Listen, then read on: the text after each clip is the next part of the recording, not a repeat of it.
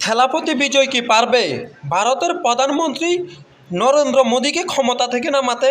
শ্রীলঙ্কা আর বাংলাদেশের মতো নরেন্দ্র মোদীর বিরুদ্ধে ভারতের জনগণ থাকবে তো? শ্রীলঙ্কা আর বাংলাদেশে ফ্যাসিবাদ আর দুর্নীতিবাজ তৈরি হওয়ায় দেশের জনগণ তাদেরকে তাড়িয়ে দিয়েছেন এবং তাদের বিরুদ্ধে যারা যুদ্ধ ঘোষণা করেছেন দেশের জনগণ তাদের সাথেই ছিলেন। এখন প্রশ্ন হচ্ছে, তামিল সিনেমার হিরো থেলাপতি বিজয়ের পাশে ভারতের সাধারণ জনগণ আছে তো?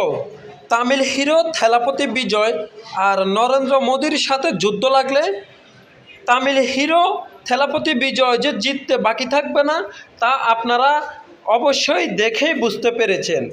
কিন্তু যুদ্ধের জন্য তামিল হিরো থেলাপতি বিজয় প্রস্তুত থাকলেও এতে মোটেও প্রস্তুতি নেই নরেন্দ্র মোদীর। তিনি এই যুদ্ধ কিংবা বিদ্রোহ দেখে ভয়ে হিমশিম খাচ্ছে। তবে তামিল হিরো থেলাপতি বিজয় নাছোড়বান্দা।